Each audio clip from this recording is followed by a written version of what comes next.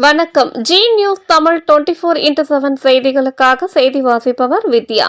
அலிச்சிவாக்கம் ஊராட்சியில் ரூபாய் 12.60 லட்சம் மதிப்பீட்டில் புதிய நியாய விலைக் கடை கட்டிடம் கட்ட துரை சந்திரசேகர் எம்எல்ஏ அடிக்கல் நாட்டினார்.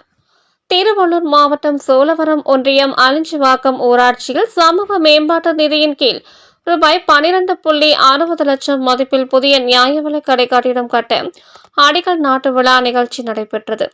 இந்நிகழ்ச்சிக்கு அலிஞ்சிவாக்கம் ஊராட்சி மன்ற தலைவர் நந்தினி ரமேஷ் தலைமை தாங்கினார். இந்நிகழ்ச்சியில் சிறப்பு அழைப்பாளராக பொன்னேரி காங்கிரஸ் சட்டமன்ற உறுப்பினர் துரை சந்திரசேகர் கலந்து கொண்டு பூமி பூஜை நிகழ்ச்சியை துவக்கி வைத்தார். இதில் சோழவரம் வடக்கு ஒன்றிய திமுக செயலாளர் வலதிகை செல்வசேகரன், துணைத் தலைவர் ஜானகிராமன் உள்ளிட்ட ஏராளமானோர் கலந்து கொண்டனர். நிகழ்ச்சியின் முடிவில் கூட்டுறவு வங்கியின் செயலாளர் ஜி பாஸ்கர் நன்றி கூறினார்.